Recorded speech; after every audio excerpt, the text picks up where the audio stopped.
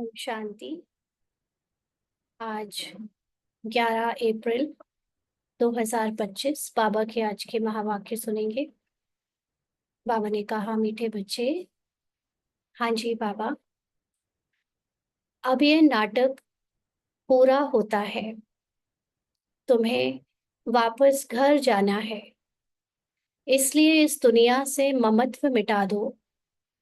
घर को और नए राज्य को याद करो।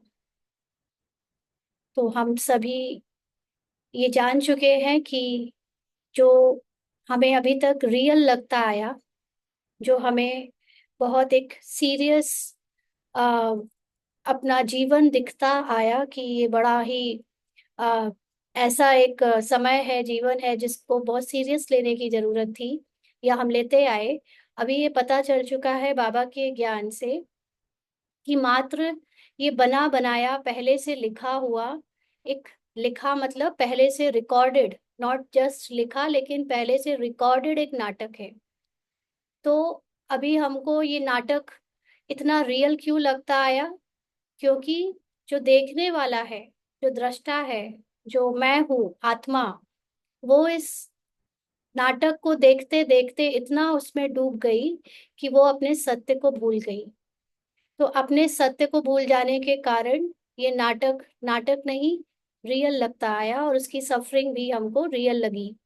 अब बाबा ने जब ये ज्ञान हमें दे दिया है कि तुम्हारा सत्य क्या है और ये नाटक है, तो अब बस हमको नाटक से अपने को न्यारे करने का पुरुषार्थ करते रहना है। क्योंकि जान लेने के बाद भी उस पर मानकर निश्चय करना और बार बार उसको जीना, ये बहुत जरूरी होता है। क्योंकि सिर्फ जानना काफी नहीं है कि ये नाटक है, ये ड्रामा है। क्योंकि ड्रामा से हम बाहर निकल नहीं सकते, हम नाटक से बाहर निकल नहीं सकते कि कोई हमें निकाल दे तो हमें होश पूरी तरह से आ जाए। नाटक के अंदर ही रहते रहना है और उसके साथ साथ नाटक से न्यारे होकर अपने सत्य में टिकना है, माना वापस घर जाना है। तो ये नाटक में आखिर आखिर फंसा कौन था? इस नाटक में हमारा माइंड फंसा था, यानी जो आत्मा का माइंड है वो फंसा था। और वही अभी अपने घर वापस यानी आत्मा तक वापस लौटने का पुरुषार्थ भी कर रहा है।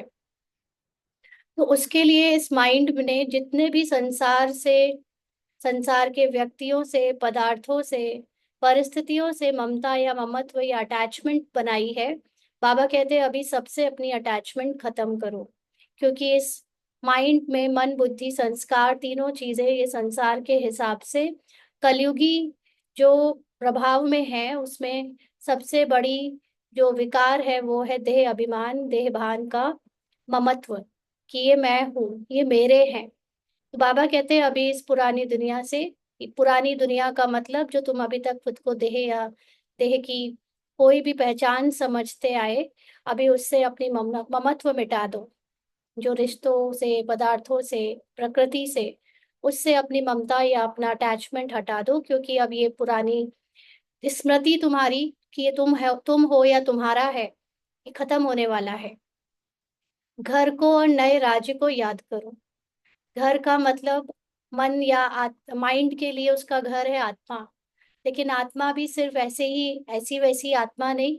आत्मा का मतलब परम अवस्था में आत्मा। तो परम अवस्था में यानी परम धाम में परमात्मा के समान मैं आत्मा। उस आत्मा को, उस घर को याद करो और नए राज्य को याद करो, माना। क्योंकि अब हमारा देहभान और ये देह के अटैचमेंट वाली दुनिया, उसमें हमारा अटैचमेंट खत्म होने का समय आ भी चुका है। और अटैचमेंट के कारण ही हम एज अ रोल इस संसार में अभी तक बने हुए हैं। तो अभी नई जो संसार आने वाली है, माना संसार धरती तो यही रहेगा, लेकिन जो नया तरह का रोल शुरू होने वाला है उसमें हमारा कोई भी पदार्थ से, व्यक्ति से, शरीर से कोई अटैचमेंट नहीं होगा। तो उस तरह की दुनिया में जाने के लिए अभी से ही अपनी अटैचमेंट को पुरानी दुनिया के देहभान से खत्म करके नई दुनिया के हिसाब से सोल कॉन्शियस स्थिति में बनाते जाओ। और अपने घर को याद करो और नए राज्य को, माना ये माइंड जो अभी आत्मा से अलग अपनी कई सारी राजधानी स्थापन कर चुका था, उस सबको खत्म करके समेट कर मात्र अपनी आत्मा राजा की राजधानी में मर्ज हो जाए। तो उस आत्मा अभिमानी स्थिति में हमारे हम आत्मा राजा की सीट पर जब बैठ जाते हैं वापस, तो फिर जो संसार बनता है वो बहुत ऊंचा, श्रेष्ठ और सुखदाई होता है। इसीलिए अब ऐसे संसार को याद करो। आज का प्रश्न है दान का महत्व कब है और उसका रिटर्न किन बच्चों को प्राप्त होता है? दान का महत्व कब है, उसका रिटर्न किन बच्चों को प्राप्त होता है? बाबा ने उत्तर दिया, दान का महत्व तब है जब दान की हुई चीज में ममत्व ना हो। अगर दान किया फिर याद आया तो उसका फल रिटर्न में प्राप्त नहीं हो सकता। दान होता ही है दूसरे जन्म के लिए, इसलिए इस जन्म में तुम्हारे पास जो कुछ है उससे ममत्व मिटा दो, ट्रस्टी होकर संभालो। यहाँ तुम जो ईश्वरीय सेवा में लगाते हो, हॉस्पिटल व कॉलेज खोलते हो, उससे अनेकों का कल्याण होता है। उसके रिटर्न में 21 जन्मों के लिए मिल जाता है। तो हमने बाबा को क्या दान किया है? भक्ति मार्ग में भी जब दान करते थे तो क्या कहा जाता था कि दान, असली दान तो वो दान है कि जब दान दिया जाए तो अगर दाएं हाथ से दान दे रहे हैं तो बाएं हाथ को पता भी ना चले कि दान में दिया है। तो दान का मतलब गुप्त दान, पहली बात। दूसरी, कि दान देने के बाद आपने जो दे दिया वो याद नहीं आना चाहिए। अगर उसमें आसक्ति गई, एक बार भी अगर उस पर ध्यान गया, तो वो दान का फल कैंसिल हो जाता है। ये भक्ति मार्ग में हम सबने पढ़ा है, सुना है, जाना है। अब वैसे ही बाबा कहता है कि यहाँ पर तुम बच्चे भी दान करते हो। हम क्या दान करते हैं? हम बाबा को कहते हैं ना, बाबा ये तन मन धन सब तेरा। तो यहाँ पर ये तन एक्चुअली में हम सिर्फ भले ही मुंह से कहते हैं भक्ति मार्ग की तरह, लेकिन हम कहे या ना कहे बट वाकई में यही सत्य है कि ये तन भी ड्रामा ने हमको दिया है। हमको मतलब दिया क्या है? ड्रामा अनुसार इस तन को हम चलते फिरते जो देख रहे हैं, ये इसको एनर्जाइज कर रहे हैं, वो हमें करते करते लगने लगा कि ये मेरा है। जैसे घर में जब बिजली आती है तो तार के थ्रू बिजली पूरे घर में फ्लो होती है। अब अगर कोई इलेक्ट्रिक अप्लायंस उस बिजली से चल रहा है और वो बिजली मानने लगे कि ये तो मेरा है, तो क्या ये सही है? अगर बिजली बल्ब को, ट्यूबलाइट को, पंखे को, इलेक्ट्रिकल अप्लायंसेस को, लैपटॉप को ये मानने लगे कि ये मेरा है, तो क्या कहा जाएगा? क्या ये बुद्धिवानी है? तो बोला जाएगा ये तो मूर्खता है, ऐसा कहना या समझना कि ये मेरा है। भाई आपने उस पार्ट को, उस गैजेट को शक्ति दी चलने के लिए, लेकिन आप उसके मालिक नहीं बनते। ऐसे ही जब हम ये कहते भी हैं, और ये वाकई में सत्य है कि ये तन, ये मन और ये धन भले ही हमको लगता है कि हम ऑफिस जाकर सैलरी कमा कर लाते हैं, हम धंधे पे जाते हैं तो धन आता है, या हम पैसा बचाते हैं, जोड़ते हैं, प्रॉपर्टी में इन्वेस्ट करते हैं तो उसके रिटर्न में जो मिलता है वो मेरा है। ये सारी चीजें जो एक्शन हमसे कराए जाते हैं, ये भी हम सोचते हैं कि मैंने सोचे, मैंने किए। बट यही सबसे बड़ी इंसान की मूर्खता है, क्योंकि असल में ये ड्रामा है, ये नाटक है। और जब बाबा ने हमको बता दिया, अगर नाटक है तो नाटक तो पहले से लिखा होता है, पहले से रिकॉर्डेड है, उसमें सब कुछ अपने आप हो रहा है। और हमको लगता है कि ये कैरेक्टर मैं हूँ तो मैं बजा रहा हूँ, इस ये मेरे हैं। लेकिन यही तो हमको, इसी को तो अवेकनिंग कहते हैं, इसी को तो इनलाइटमेंट कहते हैं, इसी को तो कहते हैं जागो जागो जागो, कि तुम जो मेरा मैं समझ कर आए वो तुम नहीं, तुम्हारा नहीं। ये सब तो ड्रामा अनुसार अपने आप ड्रामा में मिला हुआ है। तो जब हम ये कह देते हैं कि बाबा ये तन मन धन सब तेरा, और स्थूल रूप में हम बाबा के घर में कई चीजें दान करते भी हैं, तो उसका महत्व तब है जब हमें वो चीज दोबारा देने के बाद याद ना आए। अगर याद आ गई तो उसका जो फल हमने सोचा था कि वो हमको सतयुग में मिलेगा, भविष्य में मिलेगा, उसका वो फल कैंसिल हो जाता है ना। इसीलिए यहाँ पर बहुत ध्यान से दान देने का मतलब, बाबा को हमसे कुछ चाहिए नहीं, और इनफैक्ट हम बाबा को क्या ही देते हैं, बाबा का ही है। ये तो हमें लगता है कि हमने आज सेंटर में 500 रुपए दिए, 1000 दिए, 5 लाख दिए, 20 लाख दिए, 1 करोड़ दिए। तुमने क्या दिए? तुमको ड्रामा ने दिए, और ड्रामा ने तुमको ही तुमसे दिलवा दिए, तुम्हारे एक्ट के थ्रू दिलवा दिए, तो तुमने बीच में जबरदस्ती उसमें अपना बना लिया कि मैंने दिए, मैंने किया, है ना। तो हम बेसिकली बाबा दान के लिए क्यों कहता है, ताकि हमारी उस चीजों से ममत्व या ममता मिट जाए। हमें जब नई दुनिया या नए संस्कारों के हिसाब से आगे सोल कॉन्शियस होकर रहना है, तो यहाँ पर जो देह भान में हमने आज तक समझा सीखा कि हम ही सब कुछ करते हैं, हमारे ही द्वारा हो रहा है, उस चीज को मिटाने के लिए बाबा अपने बच्चों को दान करने को बोलता है। लेकिन अगर हम कुछ दान देने के बाद फिर उसको याद करते हैं कि हाय वो ऐसा था, ऐसा था, उसको कहीं कोई मिसयूज ना करे, उसका यूज देख रहे हैं। कई बार तो बहुत सारे ऐसे भी बाबा के बच्चे हैं जो हमने अपने खुद पर्सनल इस प्रैक्टिकल इस जीवन में देखा है कि बाबा के नाम पर सेंटर भी बनाया, सामान खरीदा, सब कुछ किया, लेकिन उसको पूरी तरह से बुद्धि से छोड़ नहीं पाए, और फिर उसको ये समझकर कि वो यूज कैसे हो रहा है, वो ठीक यूज हो रहा है कि नहीं हो रहा है, पूरे समय बुद्धि उसी में लगी हुई है। दान करने के बाद बाबा की याद कम, और उन चीजों की, उन साधनों की मेंटेनेंस और उन साधनों का यूज कैसे करना है, सही करना है, वो करना है, उसमें ही बुद्धि लगी पड़ी है। तो ऐसा दान एक्सेप्ट नहीं होता। एक्सेप्ट का मतलब क्या है? भक्ति मार्ग में तो एक्सेप्टेंस का मतलब था कि आपने कुछ 100 रुपया दिया तो उसके बदले में सूद समेत आपको अगले जन्म में कुछ मिल जाएगा। बट बाबा के पास हम लोग जब ये समझते हैं कि अगर हम यहाँ अपनी प्रॉपर्टी या अपना तन की सेवा दे रहे हैं तो हमें अगले जन्म में मिलेगा, इसका मतलब ये तो पूरा देहभान है।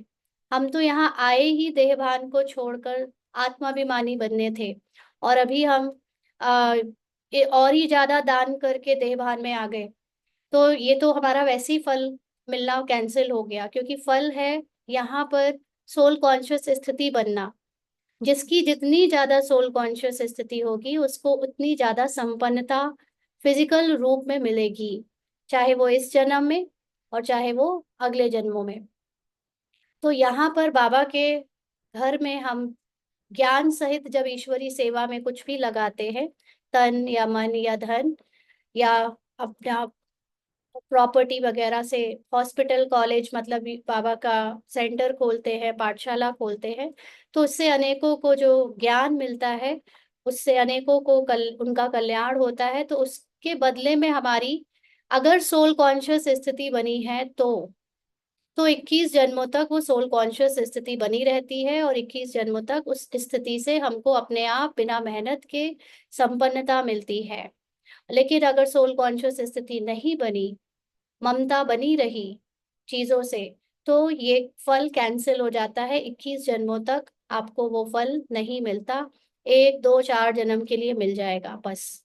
तो 1 2 4 जन्मों में थोड़ी बहुत जो हल्का फुल्का कभी कभी योग करते हैं, उसका फल थोड़ी बहुत सोल कॉन्शियस स्थिति बस रहती है, इसीलिए लास्ट में आ जाते हैं प्रजा में या दास दासी में, या फिर लास्ट में कई बार बाबा ने कहा ना, त्रेता के अंत में आके राजा बन जाएंगे, थोड़ी बहुत मिल जाएगी।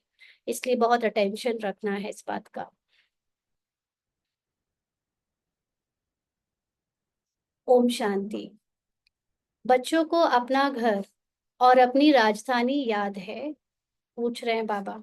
याद है अपना घर? यानी बच्चे मतलब अभी जो ये माइंड सुन रहे हैं ज्ञान, उनको अपना सत्य, आत्मा का जो परम घर है, परम स्थिति है, वो याद है। और साथ साथ आत्मा ने जो राज्य किया है कर्मेंद्रियों पर, मन बुद्धि संस्कार, और उसके द्वारा अपने फिजिकल सारे सेंस ऑर्गन्स पर, और जिसको सतयुग कहे कि वो आत्मा राजा बनकर जो फिजिकल दुनिया को जीतती आई, वो राजधानी याद है? यहाँ जब बैठते हो तो बाहर के घर घाट, धंधे धोरी आदि के ख्यालात नहीं आने चाहिए, बस अपना घर ही याद आना है। जब बाबा के पास हम ज्ञान सुनने आते हैं तो हमारी बुद्धि में घर या ड्रामा की कोई भी चीज, कहानी, ये शरीर, शरीर के रिश्ते, शरीर के कर्म, कि अभी ये करना है वो करना है, ये सब ख्याल नहीं आने चाहिए। केवल अपनी हाईएस्ट सत्य कॉन्शियस आत्मा की कॉन्शियसनेस में स्थित हो जाना चाहिए। क्यों? क्योंकि एक्चुअली में आपका जो आपको कहानी में घर मिला है, कहानी में जो जिम्मेदारियां मिली हैं, कहानी में जो भी चीजें याद आ रही हैं, वो फिजिकली एग्जिस्ट तब करती हैं जब आपके मन में, आपके माइंड में वो चीजें आती हैं, अदरवाइज उनका कोई एग्जिस्टेंस नहीं है। तो इसीलिए अगर आप अपने माइंड में उसको नहीं आने दो, तो बाहर भी कोई चीज की विघ्न पड़ नहीं सकते, आपके कोई काम रुक नहीं सकते। लेकिन हम ये राज नहीं जानते और हम सोचते हैं कि हमारा कोई काम अटका है, कोई बात है, वो याद करते रहते हैं। ये माइंड हमको फंसाए रखता है, जो कि फिजिकली हमको लगता है कि सच है, लेकिन वो उस समय सच में नहीं, मेरे माइंड में ही है बस। और हम यहाँ ज्ञान ले रहे हैं उस माइंड से डिटैच होने का, माइंड को कंट्रोल करके सतो प्रधान बनाकर केवल प्रेजेंट में जीने का। तो इसलिए जब बाबा का ज्ञान सुनते हैं तो माइंड को बहुत अटेंशन रखकर चेक करें, इसमें कोई इधर उधर और बाहर के संकल्प ना आए, सिर्फ बाबा का ज्ञान अंदर अपने आप एब्जॉर्ब होता जाए और मैं अपनी आत्मा में स्थित होती जाऊं।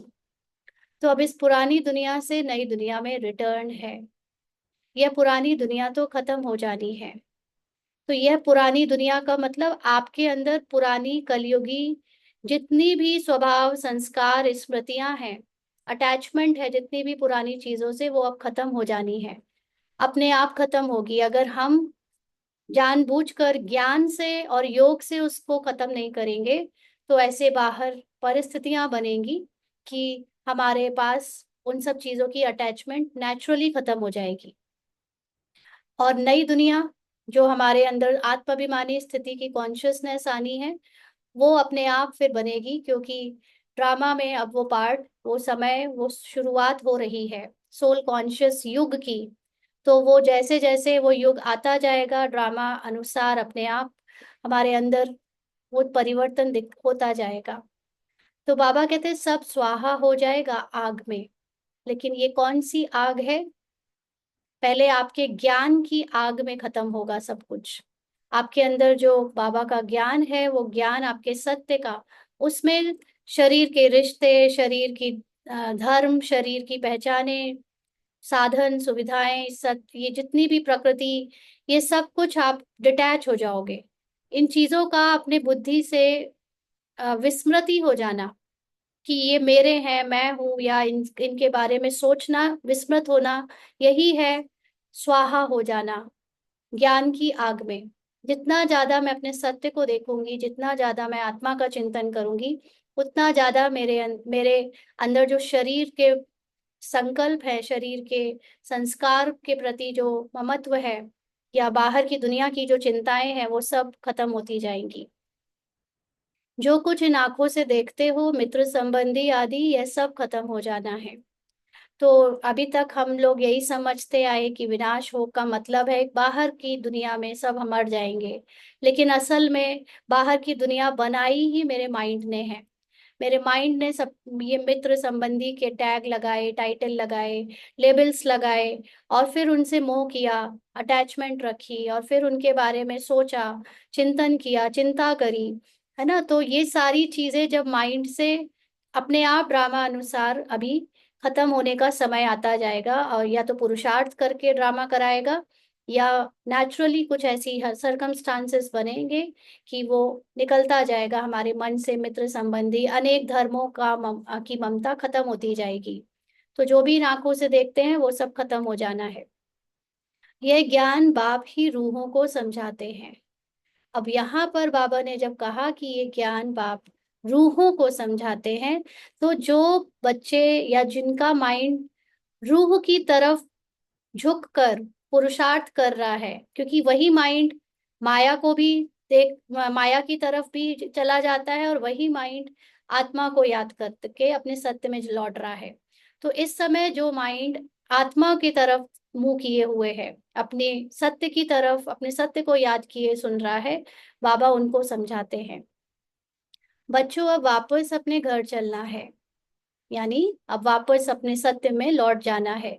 नाटक पूरा होता है। इस नाटक में जैसे कोई भी फिल्म जब बनाते हैं तो शुरू में बहुत अच्छी दिखाते हैं, सब कुछ खुशियां ही खुशियां हैं। बीच में फिर विलेन जागता है, प्रॉब्लम्स आनी शुरू होती हैं, फिर उससे लड़ाई की जाती है और फिर एंड में वो खत्म करके हैप्पी एंडिंग कर देते हैं। तो ऐसे ही अब ये अभी तक द्वापर युग में हमारे अंदर देहभान रूपी विलेन ने एंटर किया था। अनेक समस्याएं, अनेक बाहर की पहचाने बनाकर उसमें चुनौतियां दी थी। अब कलयुग में वो एक्सट्रीम में जाती गई। अब संगम में ज्ञान मिला है, हीरो आ गया, ज्ञान रूपी हीरो, जिसने हमको ये बताया अरे तुम ये कुछ हो ही नहीं, नाटक अनुसार ही अपने आप चला जाएगा, खत्म हो जाएगा, अभी तुमको वापस अपने सत्य में, साइलेंस में लौट जाना है। तो यह है ही 5,000 वर्ष का चक्र। दुनिया तो है ही, परंतु उनको चक्र लगाने में 5,000 वर्ष लगते हैं। तो ऐसा नहीं है कि ये दुनिया इल्यूजन है, दुनिया है ही नहीं, दुनिया झूठी है, दुनिया मिथ्या है। नहीं, दुनिया तो दुनिया है, दुनिया तो है ही। बट दुनिया को फिजिकल लेवल से पहचान देना और उससे अटैचमेंट करना, और दुनिया में जो चलते फिरते मनुष्य, जानवर या कुछ भी है, वो उन सबको सच समझकर, सच का मतलब आत्मा को ना जानकर शरीर और शरीर की दुनिया की वैल्यू करना, ये है मिथ, ये है माया, है ना। तो इसलिए ये पूरा चक्र 5,000 साल का, जो अब हमें पता चला है कि 5,000 साल में ये सब होता है, ये तो है ही। जो भी आत्माएं हैं सब वापस चली जाएंगी। तो आत्माएं का मतलब है जितने भी माइंड के द्वारा दूसरे माइंड क्रिएशन है, ये जितने दुनिया में लोग दिखते हैं, इतने दिमाग दिखते हैं, इतने माइंड और मन दिखते हैं, वो सब अभी रामानुसार मर्ज हो जाएंगे। जैसे पता नहीं चलता ना कि किसी किसी सीजन में कोई पर्टिकुलर तरह के कीड़े आते हैं और चले जाते हैं, कहाँ गए किसी को नहीं पता। ऐसे ही इतने लोग जो दिख रहे हैं आज, कहाँ से आए, कहाँ चले जाएंगे पता नहीं। वो अलग बात है कि बाबा कहता है कि परम धाम से आए हैं, परम धाम चले जाएंगे, बट एक्चुअली वे परम धाम इज आर साइलेंस की स्थिति है ना, तो साइलेंस में लौट जाएंगे। यह पुरानी दुनिया ही खत्म हो जाएगी। कलयुग में जो देह भान से निर्मित दुनिया है, देह की माइंडसेट से जो अभी तक हम जो जी रहे थे उस तरह का पूरा जीवन खत्म हो जाएगा। बाबा बहुत अच्छी तरह हर एक बात समझाते हैं।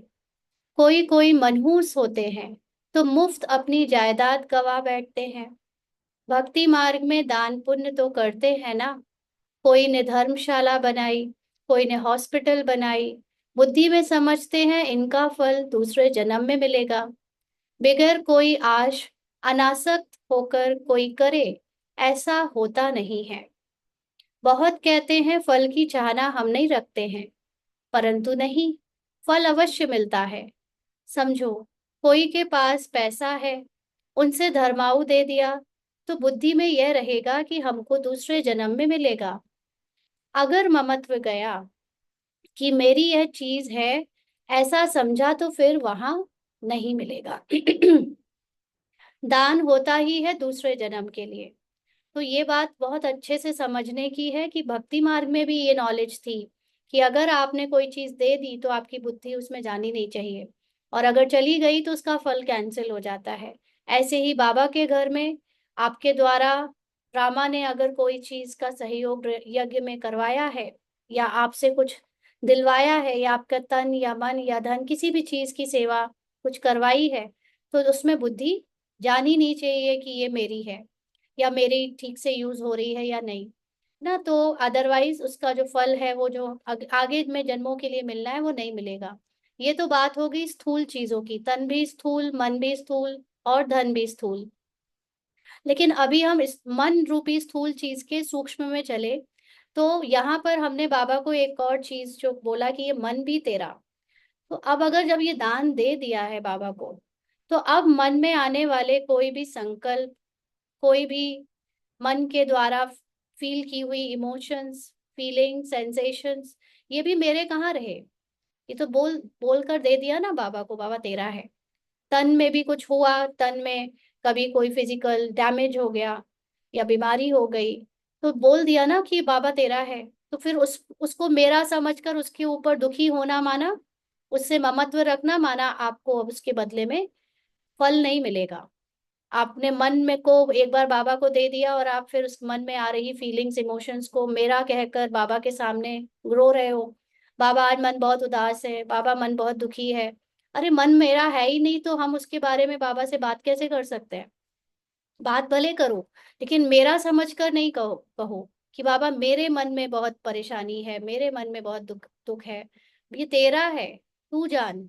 ऐसे कह के फील जो हो रहा है वो मुझे लग रहा है बाबा कि वो मेरा है, लेकिन मेरा है कहाँ? मैं तो खुद किसी की नहीं हूँ, मतलब ये मैं सिर्फ तेरी हूँ, और मेरे लिए सिर्फ तू ही मेरा है और कुछ नहीं है ना। तो इसलिए अगर ये भाव आ जाता है हमारे अंदर कि मेरा मन मेरा, धन तेरा, मेरा या तन मेरा, तो उसका फल यानी सोल कॉन्शियस स्थिति आपकी बन नहीं पाती। तो जितने बार आप इन चीजों में मेरा मेरा कहते हो, उसका फल जो 21 जन्मों तक चलना है एज अ सोल कॉन्शियसनेस, वो पूरा नहीं मिलता। तो जैसे बाबा ने भक्ति मार्ग का एग्जाम्पल दिया कि अगर ममत्व गया कि यह मेरी चीज है, तो फिर वहां नहीं मिलेगा। तो दान होता ही है दूसरे जन्म के लिए, जबकि दूसरे जन्म में मिलता है, तो फिर इस जन्म में ममत्व क्यों रखते? इसीलिए ट्रस्टी बनाते हैं, तो अपना ममत्व निकल जाए।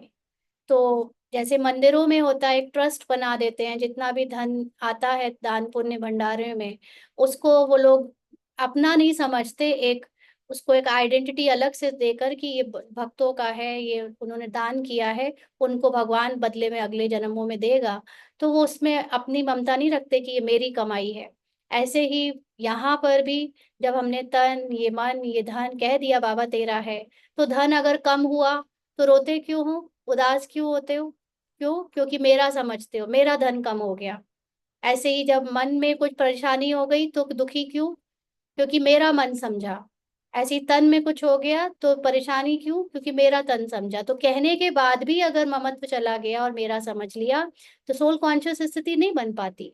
इसीलिए बाबा के मैक्सिमम बच्चों की सोल कॉन्शियस स्थिति नहीं बनती, क्योंकि कह देने के बाद भी उससे आसक्ति, उससे ममता खत्म नहीं कर पाते, और इसीलिए देह भान में ही बने रहते हैं, और उसका फल कैंसिल हो जाता है। सोल कॉन्शियस स्थिति ही उसका फल है, क्योंकि जितनी ज्यादा आपके अंदर त्याग होगा, जितना ज्यादा आप ड्रामा की चीजों से, स्थूल चीजों से त्याग करोगे, उतना आप सोल कॉन्शियस बनोगे।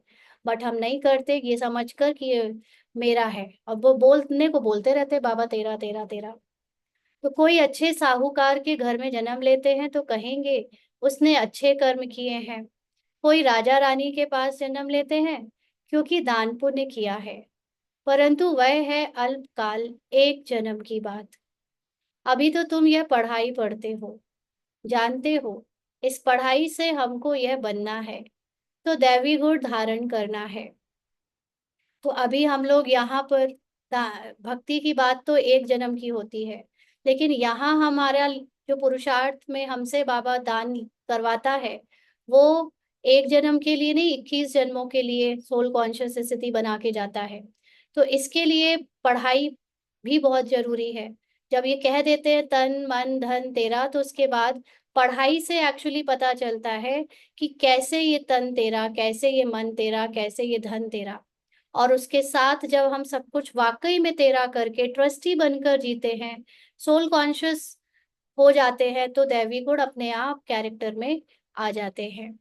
तो यहाँ दान जो करते हो, उनसे यह रूहानी यूनिवर्सिटी और हॉस्पिटल खोलते हैं। दान किया तो फिर उनसे ममत्व मिटा देना चाहिए, क्योंकि तुम जानते हो हम भविष्य की जन्म के लिए बाप से लेते हैं। तो कुछ भी अगर एक बार कह दिया कि बाबा तेरा है, तो उसके बाद तुम्हारी बुद्धि ना जाए उसमें, भले ही वो हमारे ही पास रखा है। जैसे बोल दिया कि बाबा बच्चे तेरे हैं, तो एक्चुअली में वो तेरे ही हैं। कहाँ से आए बच्चे, कहाँ से वो सोल्स आई? क्या मैं लेकर आई परम धाम से अंगूर की तरह तोड़ के लाई क्या? नहीं ना, अपने आप आ गए फिजिकल बॉडी में हमारे थ्रू। तो अब उनको ये कहना कि वो मेरे, समझना मेरा और कहना बाबा तेरे हैं, तो अगर तेरा कहा है तो फिर उनसे ममत्व नहीं होना चाहिए, फिर बाबा उनको उनके पार्ट को चाहे जैसे प्ले कराए।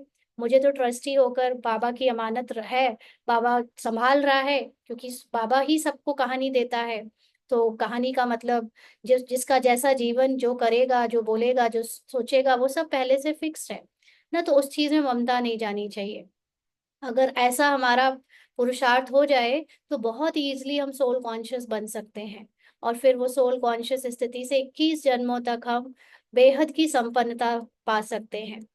तो बाबा कहते हैं ये दान दिया, दान किया तो फिर उस उनसे ममत्व मिटा देना चाहिए, क्योंकि तुम जानते हो हम भविष्य 21 जन्म के लिए बाप से लेते हैं।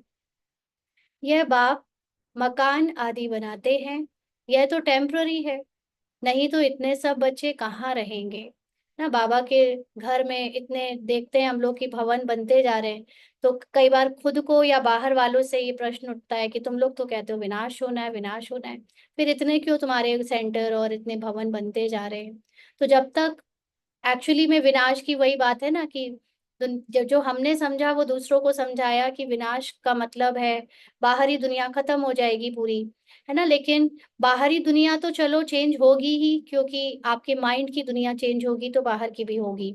लेकिन प्रायोरिटी या प्राथमिकता जो है वो बाहर की दुनिया की चेंज होने की नहीं है। प्राथमिकता है, प्रायोरिटी है मेरे अंदर की दुनिया चेंज होने की। तो अभी बाहर की दुनिया में जो कुछ बनता हुआ दिख रहा है, कंस्ट्रक्शन दिख रहा है, वो टेम्पररी है। जब तक कलयुग का समय थोड़ा बहुत बचा हुआ है, उसमें मेरे अंदर भी कलयुग के थोड़े बहुत संस्कार, संकल्प, जो प्रारब्ध बची हुई है पिछले इस आखिरी रोल की, वो भी आएगी। तो मेरे अंदर भी जो बातें हैं कलयुगी, वो टेम्पररी हैं। और जो बाहर बना हुआ दिख रहा है बाबा का इतना भवन संसार, वो भी टेम्पररी है। नहीं तो इतने सब बच्चे कहाँ रहेंगे। अब आप देखना, हम लोग स्थूल और सूक्ष्म में बहुत सटल वे में अलग अलग हो रहे हैं, ठीक है, अभी दूरी बना रहे हैं। हमने अभी कुछ दिन पहले बाबा से समझा था बच्चे मतलब क्या, प्रजा माना क्या। प्रजा मतलब हमारे ही अंदर के थॉट्स, है ना, जो 18 अक्षोणी सेना, या हम जो है वही, हम वही थॉट्स, वही हमारी प्रजा बनती है अगर मैं उनको सोल कॉन्शियस स्थिति से चेंज कर देती हूँ तो। वही बाहर फिजिकल रूप में मैनिफेस्ट होकर एक राजधानी, प्रजा, दास दासी के रूप में बनते हैं। तो ऐसे ही यहाँ पर भी जो बाबा के इतने बच्चे बढ़ते हुए दिख रहे हैं, संसार में इतने सारे लोग दिख रहे हैं, वो क्यों? क्योंकि मेरे अंदर अभी थॉट्स का जो बढ़ना ड्रामा अनुसार, कलयुग की स्क्रिप्ट के अनुसार बचा हुआ है, वो अंदर चल रहा है। इसीलिए अभी जो मेरे अंदर है वही बाहर दिख रहा है। तो ये सब टेम्पररी है, जब तक कलयुग खत्म नहीं होता तब तक के लिए है। तो बाबा कहते हैं कि इतने सब बच्चे कहाँ रहेंगे। थॉट्स भी तो अभी जो पुराने प्रारब्ध के आने रह गए वो कहाँ रहेंगे, इसी माइंड में तो रहेंगे। इसलिए वो अभी टेम्पररी आ रहे हैं। तो बाबा कहते हैं देते हैं सब शिव बाबा को। जब आप सोल कॉन्शियस होते हो तो आप सब बाबा को देते हो। जैसे बाहर के भवन के लिए या बाहर दान पुण्य हम सब शिव बाबा को देते हैं, फिजिकल चीजें, ऐसे ही अपने अंदर की सूक्ष्म बातों को, संस्कारों को, संकल्पों को, फीलिंग्स को, इमोशंस को सब शिव बाबा को देते। बाबा सब तेरा है, क्योंकि तेरा कहा ना, मन तेरा, धन तेरा, तन तेरा। धनी वही है, धनी मतलब ज्ञानी, उसी को पता है ये एक्चुअली में किसका है। वह इनके द्वारा यह वह इनके द्वारा यह कराते हैं। शिव बाबा ब्रह्मा के द्वारा ये सारी चीजों का बाहर निर्माण कराते हैं, बट एक्चुअली फर्स्ट निर्माण तो थॉट्स में आता है। इतने जो चीजें बन रही हैं वो पहले कहाँ आती हैं, थॉट्स में आती है ना, फिर फिजिकल रूप लेती हैं। तो शिव बाबा तो राज्य नहीं करता, शिव बाबा तो कोई फिजिकल फॉर्म में है नहीं, खुद है ही दाता। उनका ममत्व किस में होगा, जिसके पास फिजिकल बॉडी नहीं है, या फिजिकल बॉडी में आता जाता भी है तो उससे कोई ममता नहीं रखता, क्योंकि वो फुल नॉलेजफुल है, उसको हर चीज पता है, वो कभी भी झूठी स्क्रिप्ट में डूबता नहीं है। तो अभी बाप श्रीमत देते हैं कि मौत सामने खड़ा है। किस चीज का मौत? मौत किसका होता है? मौत बॉडी का होता है। तो जब हम अपने को बॉडी समझते हैं तो हम मौत और जन्म के दो शब्दों के बीच में लाइफ समझते हैं। लेकिन जब हम आत्मा की स्थिति में स्थित हो जाते हैं तो हमारे लिए मौत शब्द भी गायब और जन्म शब्द भी गायब। हम इटर्नल बीइंग हो गए, हम यात्रा पर लगातार चल रहे हैं। जब जैसा समय आता है उस अनुसार ऊपर कॉस्ट्यूम चढ़ते हुए देख लेते हैं, है ना। तो बाबा श्रीमत देते हैं माना, अभी बाबा हमको ये श्रेष्ठ मत दे रहे हैं कि अब तुम्हारे कैरेक्टर का एंड आ रहा है। उस कैरेक्टर का जो कैरेक्टर कॉन्शियसनेस में जिया है अभी तक, अब तुम्हारा नया कैरेक्टर शुरू हो रहा है। लेकिन अब उस कैरेक्टर के अंदर कॉन्शियसनेस चेंज हो जाएगी। अब वो कैरेक्टर या माइंड कॉन्शियसनेस नहीं होगा, वो अब सोल कॉन्शियसनेस होगा। इसको कहते हैं पुराने जीवन की मौत। तो आगे तुम किसको देते थे? तो मौत की बात नहीं थी। पहले क्या था? पहले तो देते ही हम देह भान में थे और पाते भी देह भान में थे। तो वहां पर देने की ऐसी कोई बात नहीं थी। यहाँ असली मौत का मतलब है आपका पुराना कैरेक्टर कॉन्शियसनेस मर रहा है। तो अब बाबा आया है तो पुरानी दुनिया ही खत्म होनी है। आपकी जब पुरानी कैरेक्टर कॉन्शियसनेस खत्म हो जाएगी तो सबसे ममता ही खत्म हो जाएगी। ममता खत्म हुई तो दुनिया खत्म। दुनिया खत्म का मतलब फिजिकल रूप में फिर आपको जो चीजें अभी जैसे दिखती हैं वैसे नहीं होंगी।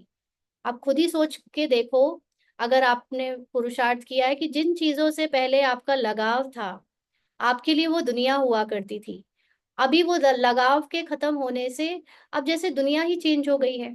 अब जैसे हम कहते नहीं बाबा तुम ही दुनिया बन गए हो ना, तो सिर्फ खेल ये दुनिया का लगाव के कारण है। इसको दुनिया या ड्रामा हम लगाव के कारण ही कहते आए। ड्रामा तो अब कह रहे हैं एक्चुअली, पहले तो जीवन कहते आए। तो बाप कहते मैं आया ही हूं इस पतित दुनिया को खत्म करने, तुम्हारे अंदर से पूरी तरह देह भान को मिटा देने। इस रुद्र यज्ञ में सारी दुनिया, पुरानी दुनिया स्वाहा होनी है। तो पुरानी दुनिया का मतलब है तुम्हारे पुरानी सोच, पुरानी स्मृति, पुराना कॉन्शियसनेस।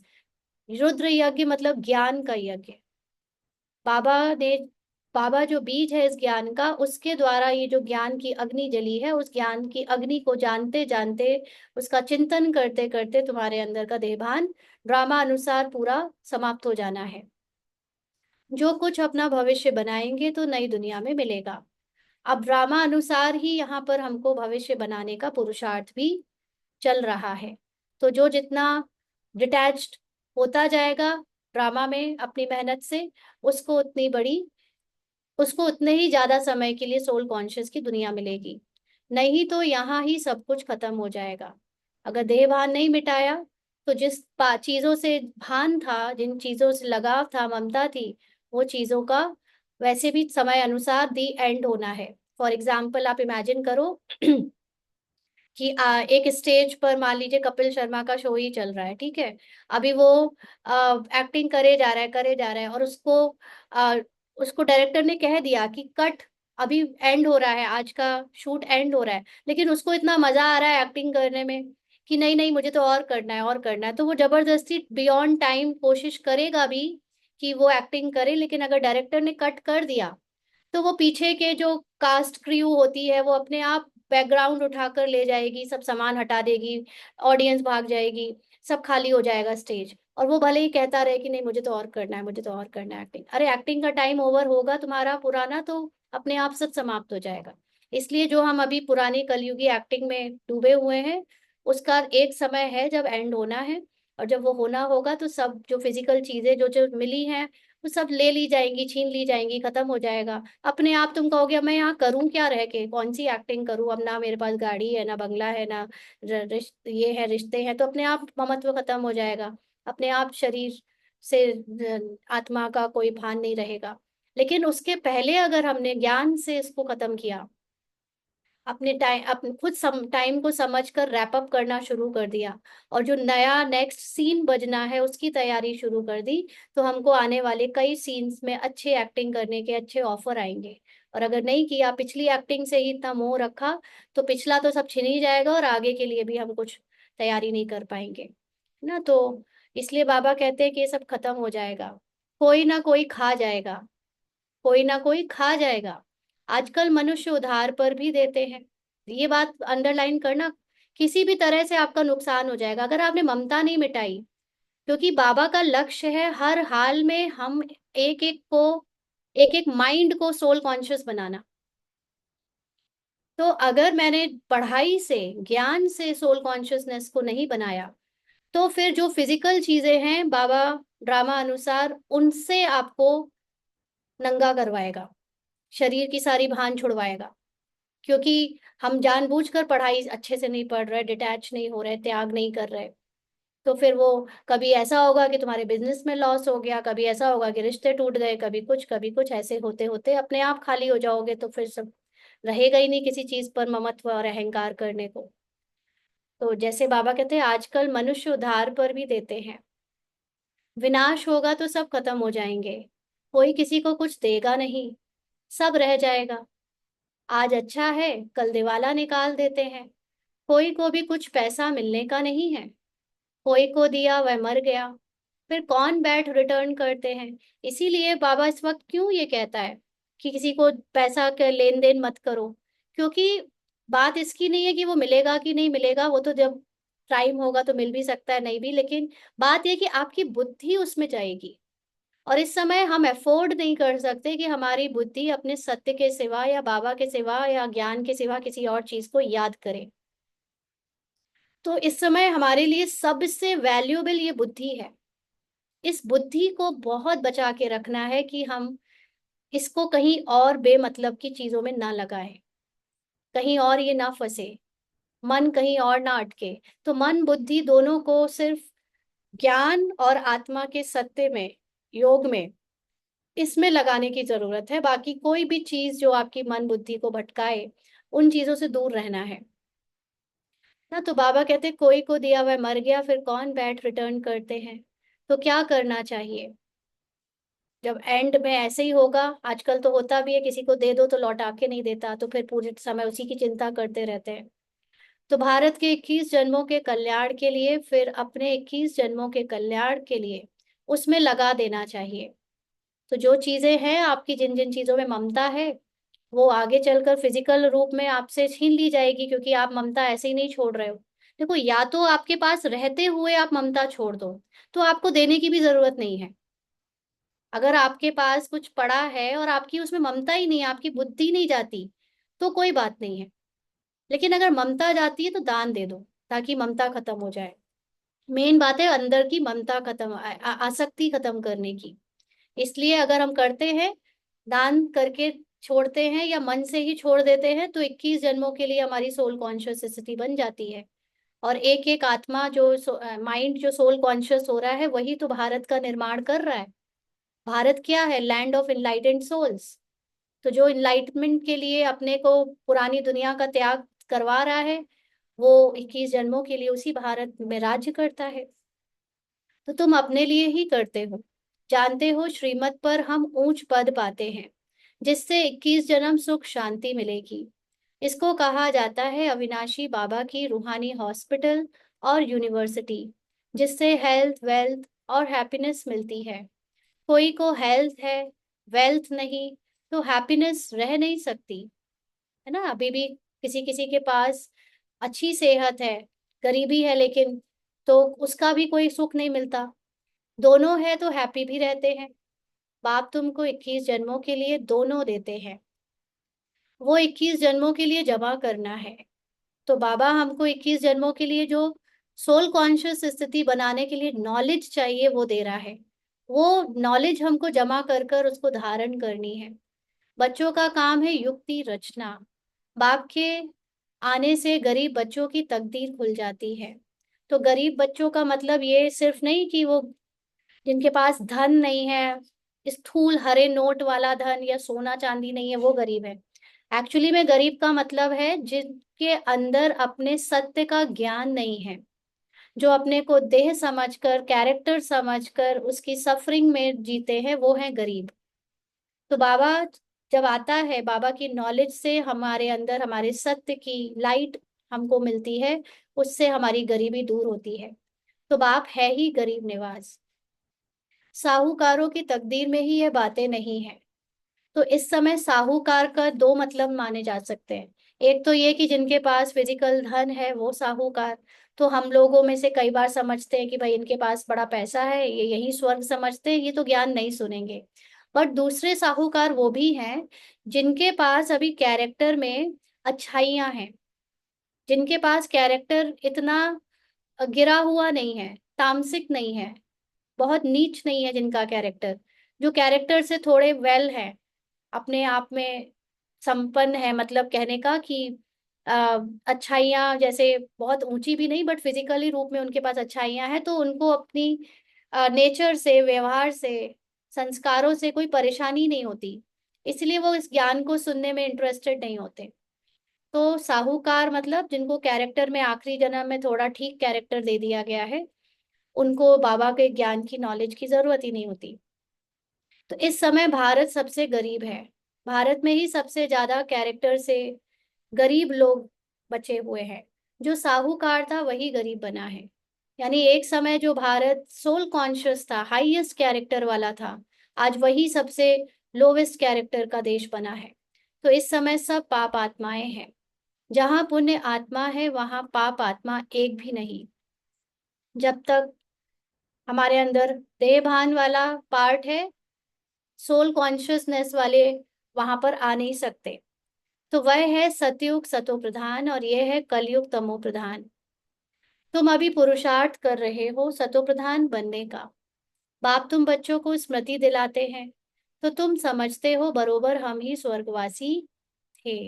तो ये माइंड जो है, मन, ये भूल गया है, ये तमो प्रधान हो गया है, इसलिए इसको बाबा नॉलेज देकर रोज याद दिलाते हैं कि तुम सतो प्रधान थे, तुम ही स्वर्गवासी थे, तुम ही अपने हाईएस्ट स्थिति में भारत पर राज्य करते थे।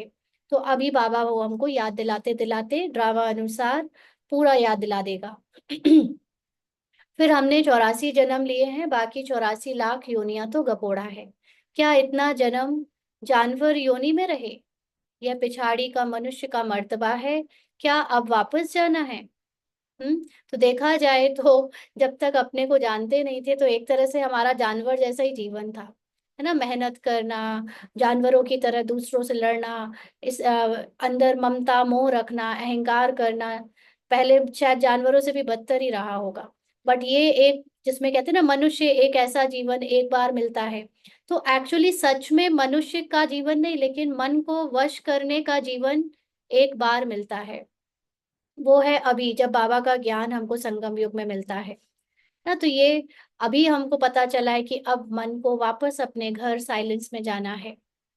अब बाप समझाते हैं मौत सामने खड़ा है, हमारा पुराना मन अब पूरी तरह डिग्रेड हो जाएगा, गिर जाएगा, खत्म हो जाएगा, ड्रामा में मर्ज हो जाएगा। 40-50 हजार वर्ष है नहीं, मनुष्य तो बिल्कुल घोर अंधेरे में है। इसीलिए कहा जाता है पत्थर बुद्धि। अभी तुम पत्थर बुद्धि से पारस बुद्धि बनते हो। यह बातें कोई सन्यासी आदि थोड़ी बता सकते हैं। अब तुमको बाप स्मृति दिलाते हैं कि वापस जाना है, जितना हो सके अपना बैग बैगेज ट्रांसफर कर दो। बैग बैगेज का मतलब इस समय जितने भी तुम्हारे मन के अंदर पुरानी दुनिया, पुरानी स्मृति से रिलेटेड थॉट्स आए, संकल्प, संस्कार, इमोशंस, फीलिंग्स, पहचानों का अहंकार, कुछ भी, वो सब बाबा को देते जाओ, ट्रांसफर कर दो। तुम्हारा जितना पुराना तुम छोड़ते जाओगे उतना इजीली तुम्हारी आत्मा की चमक बढ़ती जाएगी, लाइट बढ़ती जाएगी, सोल कॉन्शियस स्थिति बढ़ती जाएगी। तो बाबा को ये सब दे दो। बाबा कहते बाबा ये सब ले लो, हम सतयुग में 21 जन्म के लिए पालेंगे। आत्माभिमानी स्थिति में ये ऑटोमेटिकली चीजें आपके जरूरत से ज्यादा आपको मिलती है, तो वो आत्मा की स्थिति में आते ही अपने आप सब मिल जाएगा, एक एक चीज को मेहनत करने की जरूरत नहीं पड़ेगी। बाबा कहते ये बाबा भी तो दान पुण्य करते थे।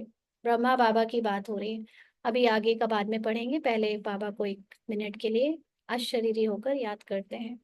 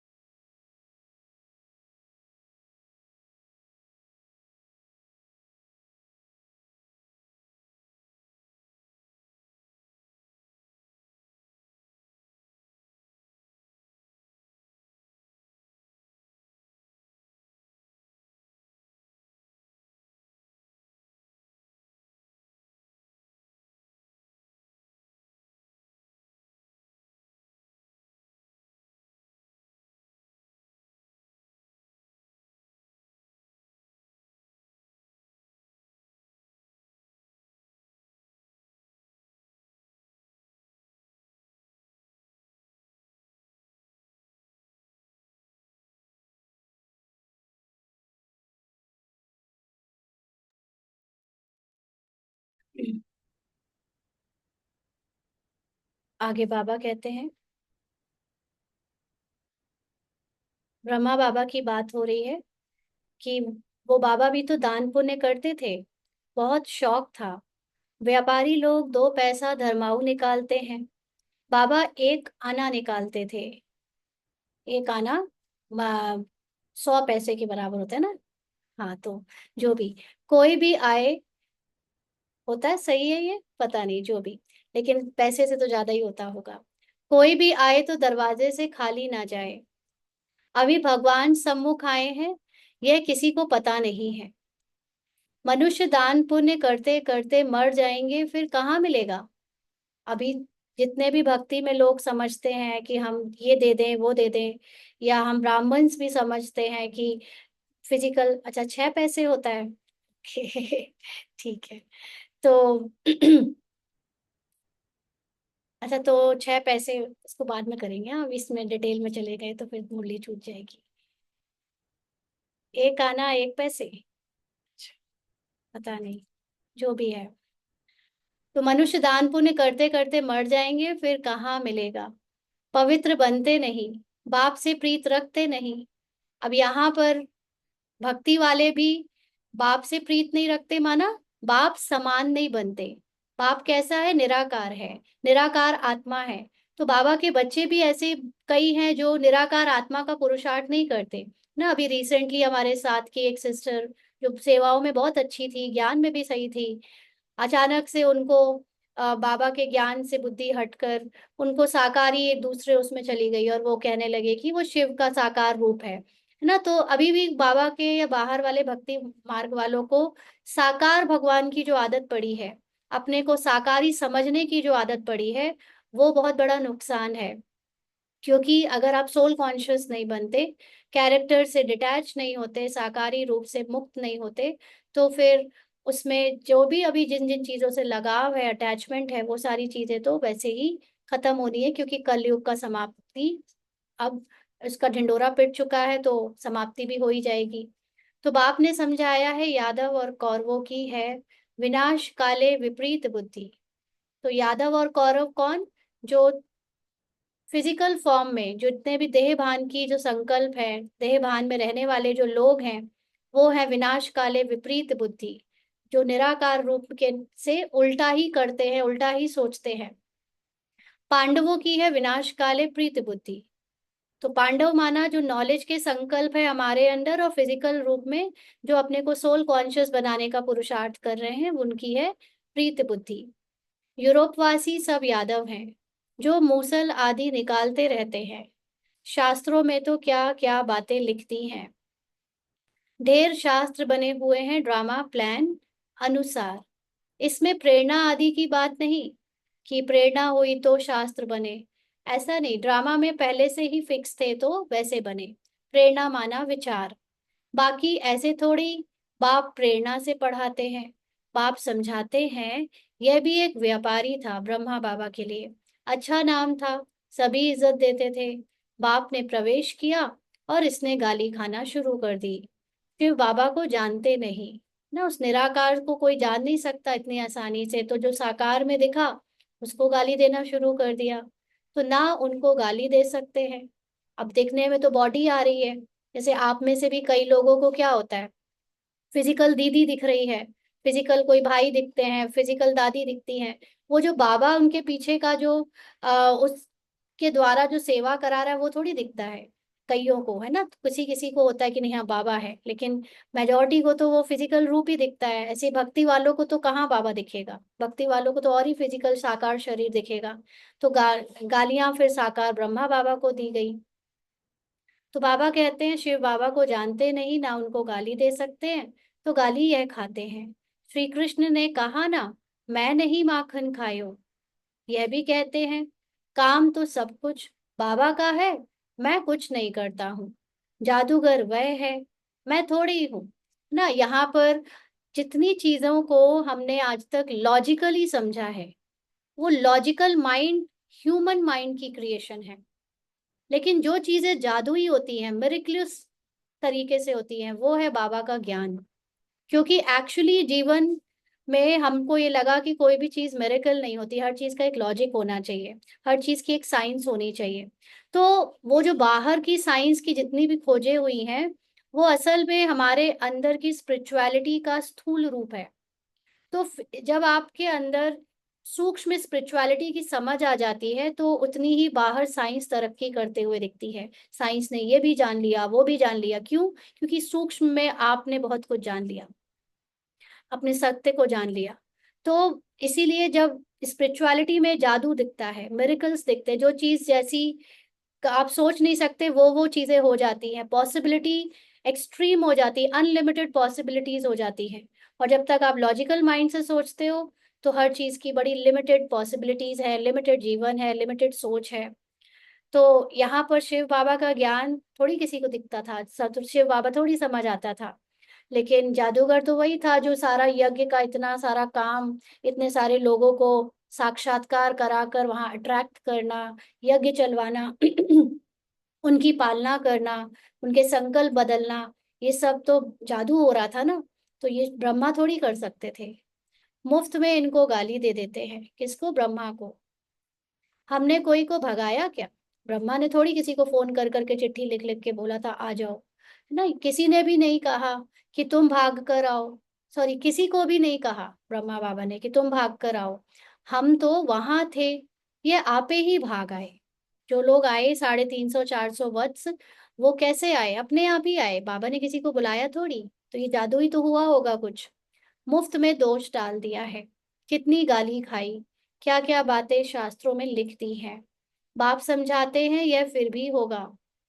क्यों? क्योंकि रिकॉर्डेड मूवी है ना।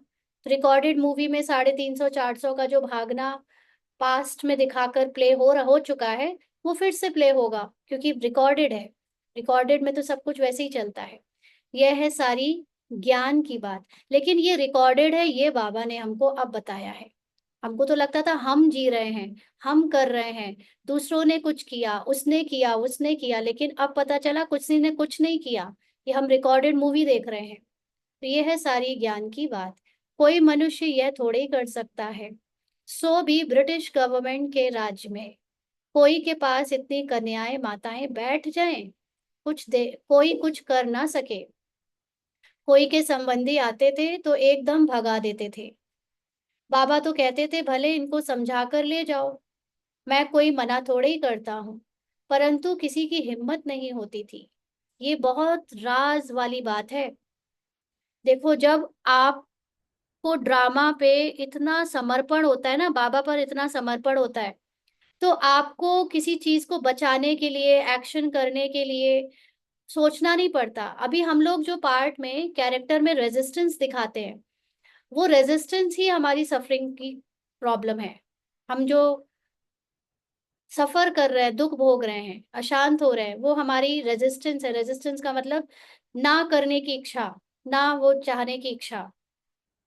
क्योंकि बाबा के समय बाबा ने ये राज खोला आज, मतलब पहले भी था, लेकिन आज इसको हम मुरली में पढ़ रहे हैं कि बाबा के समय पे जब कोई भी आता था कि मेरी हमारे घर की बहन बेटियों को हमें ले जाना है, तो ब्रह्मा बाबा को इतना समर्पण था शिव बाबा पे, तो वो ऐसे नहीं रजिस्ट करते थे या उनको समझाने लग पड़ते थे कि आप क्या करेंगे, इनको पवित्र बनाना अच्छा है, इनको रहने दो, या कुछ ऐसी काउंसलिंग करना शुरू कर दें, ज्ञान देना शुरू कर दें। नहीं, बाबा इतना समर्पण बुद्धि होकर शिव बाबा के साथ कंबाइंड होकर बैठ जाता था और कहता था ले जाओ। अब बाबा को पता था ड्रामा में होगा तो रुकेंगी, नहीं होगा तो उनको ले जाया जाएगा। और वाकई में ऐसे होता था कि वो जब बाबा कह देता था ले जाओ, तो किसी की ताकत नहीं होती थी कि उनको वो ले जा सके। वो जाती ही नहीं थी, ड्रामा अनुसार उनका जाना नहीं था तो नहीं जाती थी। अब खामखा अगर बाबा उसमें कर्ता बन जाता, तो वो अंदर से फील करता, हाय मेरी वो इतनी बड़ी संगठन बैठ गया है 350-400 का, कहीं बंद ना हो जाए, क्या होगा? बाबा का ज्ञान सुनेंगे नहीं तो इनका क्या होगा, है ना? इनको पालना कौन देगा? सब यज्ञ टूट जाएगा। इस सब की फालतू की चिंता बाबा को होती नहीं थी। अरे जिसका काम वो जाने, मैं तो जबरदस्ती बीच में पड़ गया।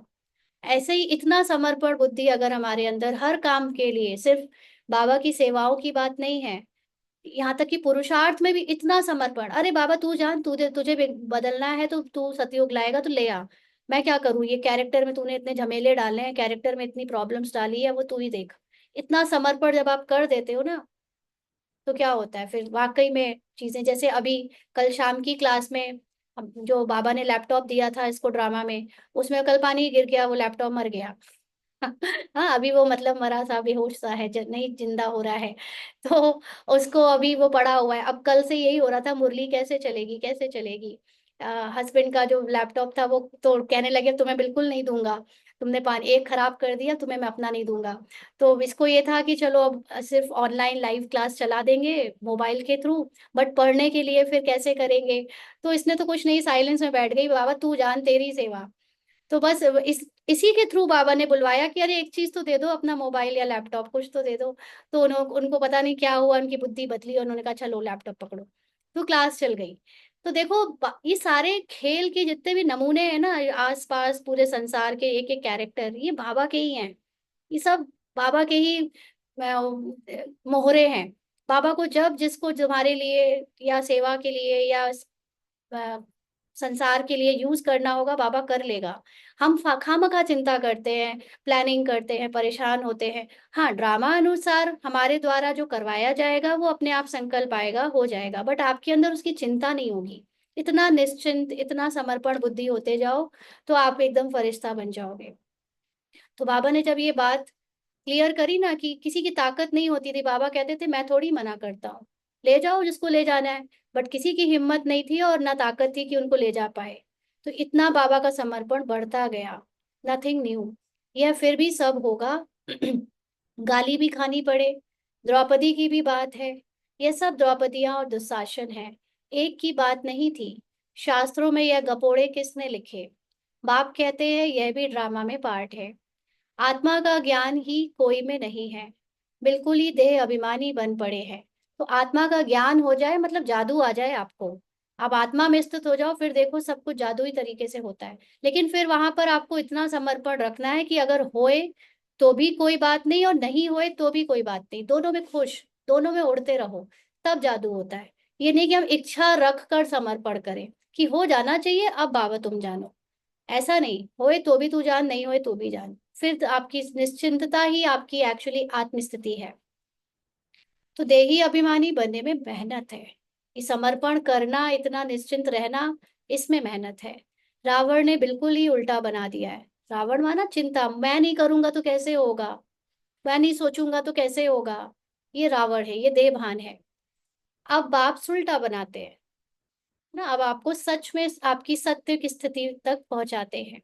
देही अभिमानी बनने से स्वतः स्मृति रहती है कि हम आत्मा है, यह देह बाजा है बजाने के लिए। यह स्मृति भी रहती तो दैवी गुण भी आते जाते हैं। तुम किसी को दुख भी नहीं दे सकते। भारत में ही इन लक्ष्मी नारायण का राज्य था। 5,000 वर्ष की बात है। अगर कोई लाखों वर्ष कहते हैं तो घोर अंधेरे में है। ड्रामानुसार जब समय पूरा हुआ है, तब बाप फिर से आया है। अब बाप कहते हैं हमारी श्रीमत पर चलो। तो बाबा की बताई हुई श्रीमत है, अपने को बार बार आत्मा समझो, तो कैरेक्टर की सफरिंग से बच जाएंगे। मौत सामने खड़ा है, क्योंकि शरीर का रोल अब एंड आने को है। शरीर के भान का कैरेक्टर अब खत्म होने को है। तो फिर अंदर की जो कुछ आश है वह रह जाएगी। अगर हम अपने को मनुष्य समझते रहे, शरीर समझते रहे, तो जितनी भी इच्छाएं और आशाएं हैं वो सब मनुष्य के रूप में अंदर रह जाएंगी। आत्माभिमानी बनेंगे तो इच्छा मात्रम अविद्या हो जाएंगे ना। तो मरना तो है जरूर, पुराने कैरेक्टर से जरूर मरना है। अब यह वही महाभारत लड़ाई है, जितना जितना अपना कल्याण कर सको उतना अच्छा है। नहीं तो तुम हाथ खाली जाएंगे। हाथ खाली जाना माना देह भान रह जाएगा, सोल कॉन्शियस नहीं बन पाएंगे। आगे आने वाले समय में केवल सोल कॉन्शियस वाले आगे बढ़ेंगे, तो फिर खाली हाथ रह जाएंगे। सारी दुनिया हाथ खाली जानी है। जितने भी देह भान वाले हैं सब खाली हाथ रहेंगे। सिर्फ तुम बच्चे भरतू हाथ अर्थात धनवान हो जाते हो। इसमें समझने की बड़ी विशाल बुद्धि चाहिए। कितने धर्म के मनुष्य हैं, हर एक की अपनी एक्ट चलती है, एक की एक्ट ना मिले दूसरे से। इतने सारे कैरेक्टर माइंड बनाए गए हैं, तो सबको ड्रामा ने अलग अलग ही तरह का रोल दिया है ना। तो एक की एक्ट नहीं मिलती किसी और से। सबके फीचर्स अपने अपने हैं, कितने सारे फीचर्स हैं। ये सब ड्रामा में नूंद है। वंडरफुल बातें हैं ना। अब बाप कहते हैं अपने को आत्मा समझो। हम आत्मा 84 का चक्र लगाती हैं। हम आत्मा इस ड्रामा में एक्टर हैं। इनसे हम निकल नहीं सकते, मोक्ष पा नहीं सकते। फिर ट्राई करना भी फालतू है ना। हमको क्या लगा था, जैसे मैं अपना भी बताऊं तो कैरेक्टर में जब ये पुरुषार्थ में ये इसने सोल कॉन्शियस स्थिति को अनुभव किया तो उसके बाद लगा अब तो बस शरीर छोड़ना है, अब तो शरीर से ही बस निकलना है बाहर। बट एक्चुअली में ड्रामा ने इसको अब वो सारी चीजें वापस दे दी जो इससे छीनी थी, जो सारी चीजें इससे ले ली थी। पुरुषार्थ कराने के बाद उसको वापस देने लगा। तो उसको अंदर से आया, अब क्यों दे रहे हो, मुझे चाहिए ही नहीं ये सब। अभी तो मुझे वापस अपने बस अब तो शरीर छोड़ना है, अभी क्यों चाहिए ये सब। बट अब एक्चुअली बाबा कहता है अब तुम अपनी सोल कॉन्शियस स्थिति से अब जियो इन सब चीजों के साथ। अब तुम्हारे पास से जो कुछ ड्रामा ने लिया था वो वापस लेकर अब तुम ट्रस्टी होकर या सोल कॉन्शियस स्थिति से रहोगे। तो यही तुम्हारी सतो प्रधानता का एक फर्स्ट जन्म है। शरीर वही है, लेकिन अब सतो प्रधानता की फॉर्मेशन होना शुरू हो गई है, क्योंकि अब उन्हीं चीजों का जो भी मिला है संसार का ड्रामा में, जो भी, अब उसको डिटैच होकर हम नई दृष्टि से देख रहे हैं, नई दृष्टि से हैंडल कर रहे हैं, नए सोल कॉन्शियस स्थिति से उसको पार कर रहे हैं। इसलिए अब ये एक तरह से आपके लिए नया जीवन है, जिसको बाबा कहते हैं ना शांति धाम को टच करने के बाद सुख धाम। तो शांति धाम माना आपने सोल कॉन्शियस स्थिति को टच कर लिया एक बार, तो उसके बाद आपके लिए कैरेक्टर में सुख का पार्ट शुरू हो जाएगा। क्यों? ऐसे नहीं कि कैरेक्टर में लोग परिस्थितियां आएंगी नहीं विपरीत या परेशान करने वाली, लेकिन अब आपको पता है कि आप वो कैरेक्टर नहीं हो जिसके साथ ये सब कुछ हो रहा है। आप उससे परे साक्षी दृष्टा आत्मा हो, जो सदा ही आनंद में है, पवित्र है और सदा ही न्यारी है। तो वो अनुभव रहना, ये है सुख धाम। कि अब आप सुखी हो, अब आपको कैरेक्टर की कोई प्रॉब्लम के रूप में परेशान ना करे। तो ये धीरे धीरे बढ़ता जाएगा, इसको कहते हैं सुख धाम को जीना ना। तो ये अब हमको इसी जन्म में सब फेस करना है। बाबा कहते हैं हम आत्मा इस ड्रामा में एक्टर है, इनसे हम निकल नहीं सकते, मोक्ष पा नहीं सकते, फिर ट्राई करना भी फालतू है। बाप कहते हैं ड्रामा से कोई निकल जाए, दूसरा कोई ऐड हो जाए, यह भी हो नहीं सकता। इतना सारा ज्ञान सबकी बुद्धि में रह नहीं सकता, सबकी बुद्धि में नहीं रहेगा। इसीलिए थोड़े से बच्चे समझ पाते हैं और फिर वैसा जी पाते हैं। सारा दिन ऐसे ज्ञान में रमण करना है। एक घड़ी आधा घड़ी यह याद करो, फिर उनको बढ़ाते जाओ।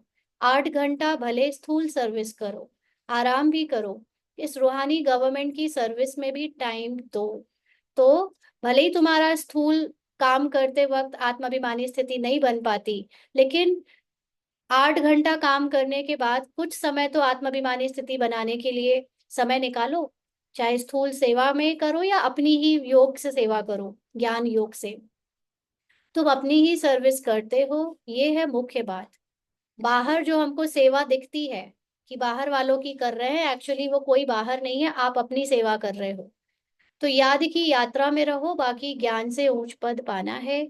याद का अपना पूरा चार्ट रखो, पूरा चार्ट मतलब पूरी समय अटेंशन रखो कि मैं याद में हूं या भूल गई। ज्ञान तो सहज है, जैसे बाप की बुद्धि में है कि मैं मनुष्य सृष्टि का बीज रूप हूँ, इनके आदि मध्य अंत को जानता हूँ। हम भी बाबा के बच्चे हैं। बाबा ने यह समझाया है कैसे यह चक्र फिरता है। उस कमाई के लिए भी तुम 8-10 घंटा देते हो ना। अच्छा ग्राहक मिल जाता है तो रात को कभी उदासी नहीं आती है। उबासी नहीं आती है।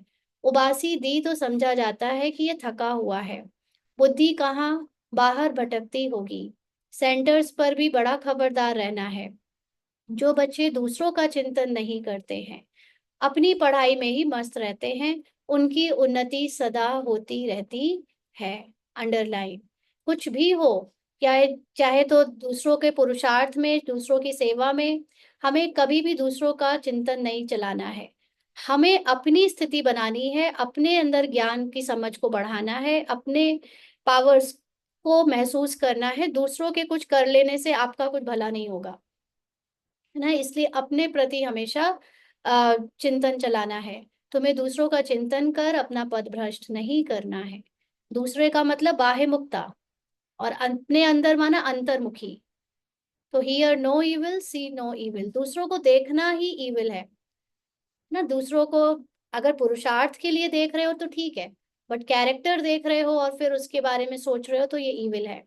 कोई अच्छा नहीं बोलता है तो एक कान से सुन दूसरे से निकाल दो। हमेशा अपने को देखना चाहिए, ना कि दूसरों को। अपनी पढ़ाई नहीं छोड़नी चाहिए। बहुत ऐसे रूठ पड़ते हैं, आना बंद कर देते हैं, फिर आ जाते हैं। नहीं आएंगे तो जाएंगे कहाँ? आखिर कुछ दिनों के बाद साकार रूप में सफरिंग जब बढ़ जाएगी तो साकार रूप के कोई भी जो आज डेस्टिनेशन जहां जहां पे लोग हैं वो काम नहीं आएंगे। काम तो फाइनली ज्ञान ही आएगा। ज्ञान से ही सबकी सफरिंग खत्म हो सकती है, इसलिए कहाँ जाएंगे? और स्कूल तो एक ही है। अपने पैर पर कुल्हाड़ी नहीं लगाना है। तुम अपनी पढ़ाई में मस्त रहो, बहुत खुशी में रहो। भगवान पढ़ाते हैं, बाकी क्या चाहिए, है ना? बाकी सेंटर में कौन क्या कर रहा है, कोई सेवाधारी क्या कर रहा है, उससे क्या करना है हमें? हमें तो ज्ञान से मतलब। भगवान हमारा बाप, टीचर, सतगुरु है। उनसे ही बुद्धि का योग लगाया जाता है। वह है सारी दुनिया का नंबर वन माशुक, जो तुमको नंबर वन विश्व का मालिक बनाते हैं। बाप कहते हैं तुम्हारी आत्मा बहुत पतित है, माना इतना देहभान में है कि उड़ नहीं सकती, निश्चिंत नहीं हो सकती, समर्पण बुद्धि नहीं हो सकती, इतना देहभान में है, इतना कर्तापन के भान में है। पंख कटे हुए हैं। रावण ने सभी आत्माओं के पंख काट दिए हैं। रावण मतलब कर्तापन का भान, देह भान, कि मैं ही करने वाला हूं। तो जो एकदम फरिश्ते जैसी स्थिति होनी चाहिए, जो हल्कापन होना चाहिए, वो है नहीं। शिव बाबा कहते हैं मेरे बगैर कोई पावन बना नहीं सकता। लोगों के अंदर से देहभान और कर्तापन का भान मेरे सिवा कोई मिटा नहीं सकता। सब एक्टर्स यहाँ हैं, वृद्धि को पाते रहते हैं, वापस कोई जाते नहीं। अच्छा, मीठे मीठे सिकीलदे बच्चों प्रति माता पिता बाप दादा का याद प्यार और गुड मॉर्निंग। रूहानी बाप की रूहानी बच्चों को नमस्ते। हम रूहानी बच्चों की रूहानी बाप दादा को याद प्यार, गुड मॉर्निंग और नमस्ते बाबा, शुक्रिया, थैंक यू बाबा। धारणा के लिए मुख्य सार। पहला पॉइंट, स्वयं के चिंतन और पढ़ाई में मस्त रहना है, दूसरों को नहीं देखना है। अगर कोई अच्छा नहीं बोलता है तो एक कान से सुन दूसरे से निकाल देना है। रूठ करके पढ़ाई नहीं छोड़नी है। जीते जी सब कुछ दान करके अपना ममत्व मिटा देना है। पूरा विल कर ट्रस्टी बन हल्का रहना है। देही अभिमानी बन सर्व दैवी गुण धारण करने हैं। जितना आत्माभिमानी बनते जाएंगे ऑटोमेटिकली कैरेक्टर में दैवी गुण आते जाएंगे। आज का वरदान है, भिन्नता को मिटाकर एकता लाने वाले सच्चे सेवाधारी भव। भिन्नता माना ये संसार मुझसे अलग है, मैं अलग हूँ, मुझे अपनी अलग पहचान बनानी है। दूसरे लोगों के बीच में और अपने बीच में एक अंतर, डिफरेंसेस, ये सब जो अलग अलग दिखता है ये माइंड की क्रिएशन है, ये ईगो की क्रिएशन है। ये पूरे ईगो माइंड को मर्ज करना है, समाप्त करना है ज्ञान से, और एक आत्मा में स्थित करके ये सब मेरे ही अंदर है, मेरी ही माइंड की क्रिएशन है, ये जानकर अपने अंदर समा लेना है। ऐसे एकता लाने वाले सच्चे सेवाधारी भव। तो ब्राह्मण परिवार की विशेषता है अनेक होते भी एक। आपकी एकता द्वारा ही सारे विश्व में एक धर्म, एक राज्य की स्थापना होती है। इसीलिए विशेष अटेंशन देकर भिन्नता को मिटाओ और एकता को लाओ। जब कहेंगे सच्चे, तब कहेंगे सच्चे सेवाधारी। सेवाधारी स्वयं प्रति नहीं लेकिन सेवा प्रति होते हैं। स्वयं का सब कुछ सेवा प्रति स्वाहा करते हैं। जैसे साकार बाप ने सेवा में हड्डियां भी स्वाहा की, ऐसे आपकी हर कर्मेंद्रिय द्वारा सेवा होती रहे। तो हर कर्मेंद्रिय द्वारा सेवा होती रहे माना, जब भी किसी को देखो, किसी का सुनो, किसी को महसूस करो, तो हमेशा याद रखो कि कोई और नहीं है, कोई दूसरा नहीं है, कोई पराया नहीं है। सब मैं आत्मा जैसे संपूर्ण हूँ, संपन्न हूँ, परम धाम में हूँ, एक लाइट हूँ, वैसे ही सब लाइट है, सब एक जैसे हैं। तो जो कैरेक्टर में इतने रंग रूप और संस्कार दिख रहे हैं वो दिखना बंद हो जाएंगे। और जब वो नहीं दिखेंगे तो हमें सब एक लगेंगे, अपना लगेंगे, तो आपके अंदर एकता आ जाएगी। अपने मन में भी कम संकल्प हो जाएंगे, व्यर्थ नहीं चलेगा दूसरों के कैरेक्टर को देखकर, और बाहर भी उनके साथ डिफरेंस नहीं रहेंगे, तो सबके साथ एडजस्टमेंट होता रहेगा, जिससे सब एक धर्म, एक राज्य और एक अ, एकता की स्थापना हो जाएगी विश्व में। तो बाबा के जैसे हड्डियां भी स्वाहा करना माना आपका कुछ नहीं है, ना मेरा कुछ है, ना दूसरों का कुछ है, हम सब सिर्फ बाबा के हैं और एक हैं। ना इतना अपने देह भान को और दूसरों के कैरेक्टर के भान को मिटा देना, हर तरह से एंड कर देना ईगो को, इसको कहते हैं हड्डियां भी स्वाहा करना। तब सेवा होती रहेगी। स्लोगन है परमात्म प्यार में खो जाओ, तो दुखों की दुनिया भूल जाएगी। तो दुखों की दुनिया है ही परमात्मा को भूलने में। परमात्मा मतलब सिर्फ मुंह से मुंह भगवान या परमात्मा नहीं, लेकिन वो निराकार स्वरूप को भूलने से हम कैरेक्टर की, देह भान की, साकार की जो रोल में सफरिंग चल रही है कलयुग अनुसार, उसमें हम चले जाते हैं और उसको फील करने लगते हैं। अगर अपने निराकार रूप में रहें तो कैरेक्टर की कोई भी दुनिया परेशान नहीं करेगी, दुख नहीं देगी। आज के अव्यक्त इशारे हैं। सदा स्मृति रखो कि कंबाइंड थे, कंबाइंड हैं और कंबाइंड रहेंगे। कोई की ताकत नहीं जो अनेक बार के कंबाइंड स्वरूप को अलग कर सके। कई बार हम लोगों को ऐसे लगता है ना, लौकिक में घर वालों ने हमारे बाबा की फोटो जला दी, बुक के जला दी, खराब कर दी, हटा दिया, या हमको जाने नहीं देते सेंटर, तो हम अंदर से डरते हैं कि कोई हमको बाबा से दूर ना कर दे। अरे बाबा से आत्मा को कोई दूर कर ही नहीं सकता। बाबा ज्ञान के रूप में मेरे अंदर हर समय है और हर समय रहेगा और हर समय था। ये तो मेरे अंदर जो देह भान आ गया था, मैं फिजिकल बॉडी समझने लगी थी खुद को, उसके कारण मैं अपने को बाबा से दूर फील करती थी। लेकिन अब तो ये फिजिकल बॉडी से अलग अपने आत्मा की पहचान मिल गई है ना, तो अब कोई फिजिकल बुक रहे, फोटो रहे ना रहे, स्थूल स्थान में कोई जाने दे ना जाने दे, बाबा मेरे से कभी अब अलग हो ही नहीं सकता। तो ये है प्यार की निशानी, कंबाइंड रहना। तो यह आत्मा और परमात्मा का साथ है। परमात्मा तो कहाँ भी साथ निभाता है और हर एक से कंबाइंड रूप से प्रीत की रीति निभाने वाला है। तो असल में ड्रामा से आपको कुछ भी लिया जाए या छीन लिया जाए, उससे आपका अपने अंदर ज्ञान की जो परिपक्वता है वो कम या ज्यादा नहीं होती। इसलिए कभी स्थूल चीजों के लिए परेशान ना होए, स्थूल साधनों के लिए, स्थूल जगह जाने के लिए अपने मन को छोटा या दिल शिकस्त करने की जरूरत नहीं है, क्योंकि आपके साथ बाबा अब कहीं नहीं जाने वाला। बाबा आपके साथ है, वो बस चुका है, उसका बीज आपके अंदर जा चुका है, वो नॉलेज आपके अंदर जा गई, चली गई है और जाती जा रही है। बस वही तो बाबा है, और क्या है। अच्छा, ओम शांति।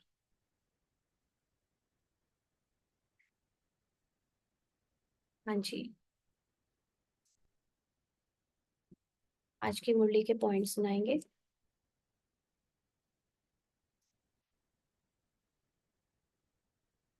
जी।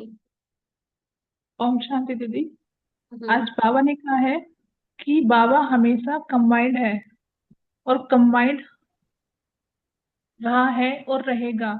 यानी कि जब मैं देहभान में आ जाती हूँ, अपने संकल्पों में फंस जाती हूँ, तो मैं बाबा से दूर हो जाती हूँ। और यही हुआ है कि जब हम संकल्पों में फंस जाते हैं तो बाबा से दूर हो जाते हैं, लेकिन हम संकल्पों से परे हो जाते हैं। अपनी सारी फीलिंग जो भी एक कैरेक्टर है, इन सब से मैं परे होके अपने को देखती हूँ, तो बाबा के साथ ही देखती हूँ। और बाबा कभी भी अलग नहीं हुआ था, ये अब पता चला है। पहले हम सोचते थे कि नहीं, हम नीचे आए हैं, वो आए हैं, ऐसा नहीं था।